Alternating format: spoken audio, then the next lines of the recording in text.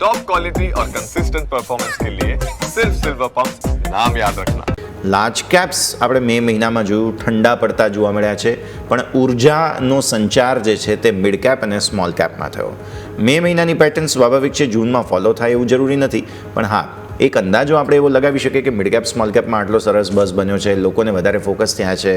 Plus large કેપ્સમાં અને અમુક stock specific પ્રમોટર્સનું selling એ મે મહિનાનો થોડો હેડેક હતો. બ્લોક ડીલ્સ એટલી હતી કે આપણે FIDIના નંબર્સને કેશમાં એડજસ્ટ કરીને જોવા પડે, એટલે આ પણ એક સ્થિતિ હતી. તો હવે સમજાવો, મેથી જૂન જઈ રહ્યા છીએ આપણે, સ્ટોક સેક્ટર્સ કયા તમે ધ્યાન પર રાખશો? શું તમને એવું લાગે છે કે હજુ પણ mid cap small cap perform કરતા રહેશે? Sir good afternoon Yash.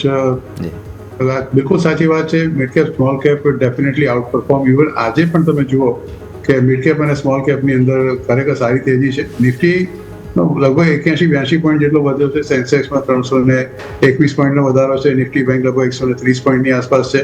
Nifty IT થોડું આજે કમ્ફર્ટેબલ થયો છે, કારણ કે ગઈકાલે અમેરિકાથી જે સમાચાર આવ્યા કે એ જે રેસિપ્રોકલ ટારિફ છે એને ત્યાંની પર્ટિક્યુલર કોર્ટે એને નોન અનકોન્સ્ટિટ્યુશનલ ગણાવ્યું છે, એટલે એની એક થોડી રિલીફ ટેમ્પરરી થઈ છે. જોકે આ બધી ડિસ્પ્યુટેડ મેટર છે અને લીગલ મેટર છે, એટલે એનો અંત ક્યારે આવશે એવું કેવું તકલીફવાળું છે.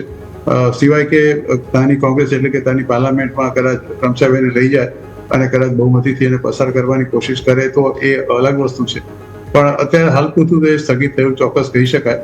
બીજું કે ભારતીય જ્યારે આપણા મોન્સૂનની વાત આપણે જૂન મહિનામાં જઈ રહ્યા છીએ, આ વખતે વરસાદ સારો છે, વહેલો છે, સપ્રમાણ છે એવી એક આગાહી IMDએ કરી છે. સારી વાત છે. સ્કાયમેટ પણ આ વખતે લગભગ એના મંત્રીઓ સાથે સંમત છે. અધરવાઇઝ સ્કાયમેટ અને IMDના બંને મંત્રીઓમાં લગભગ વિરોધાભાસ ઘણો હોય છે, પણ આ વખતે માત્ર એટલું જોવાનું કે અતિવૃષ્ટિ ના થાય, અનાવૃષ્ટિ ના થાય. જો સપ્રમાણ વરસાદ પડશે તો એ બધું સારું જ છે આપણે માટે.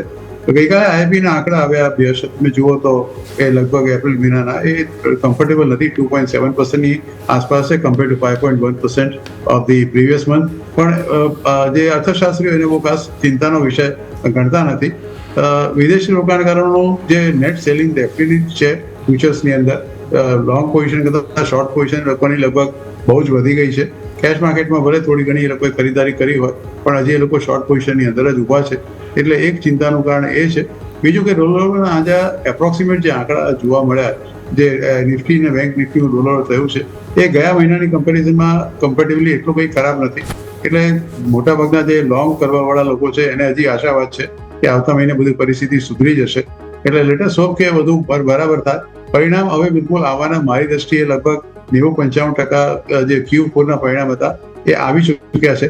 એટલે હવે પછીની સિરીઝમાં કોઈ વધારે મોટા મેજર કોઈ Q4ના પરિણામ આવે એવી હવે કોઈ શક્યતા દેખાતી નથી માર્કેટ. એટલે એનાથી બી થોડી ઇમ્યુનિટી ચોક્કસ રહેશે, કારણ કે દર વખતે આપણે જોઈએ કે આ જાતના આવે. હા, એક બ્લોક ડીલની મને ખબર નથી, કારણ કે આ મહિને એટલે મંથ ઓફ મેમાં બહુ ઘણી બધી બ્લોક ડીલ થઈ છે, અને છેલ્લે ગઈકાલે થઈ એ તો 12,000 કરોડની થઈ છે, જે બ્રિટિશ અમેરિકન ટોબેકો કંપની ITCના શેરો વેચ્યા હતા. એના પણ મોટી બ્લોક ડીલ, એ પહેલા પણ ઘણી મોટી બ્લોક ડીલો થઈ ચૂકી છે.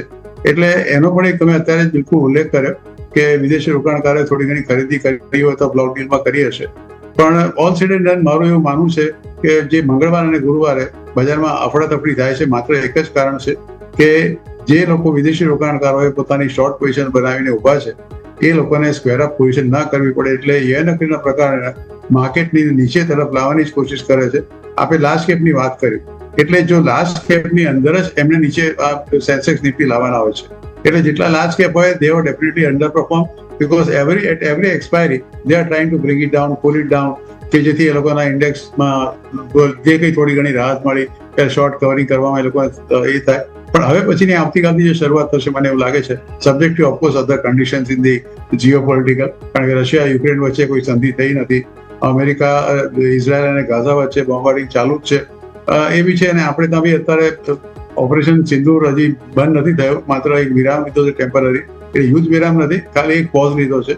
એટલે એમાં કંઈક અજુગતું થાય, પાકિસ્તાન કંઈ અટકચાળો કરે પાછું અને કંઈક પાછું ઊભું થાય તો definitely again it will be very negative for India. જી બિલકુલ. તો ઓવરઓલ અહીંયાથી આપણે વાત કરી સ્ટોક સ્પેસિફિક દરેક સિચ્યુએશનને સમજવાનો પ્રયત્ન કર્યો.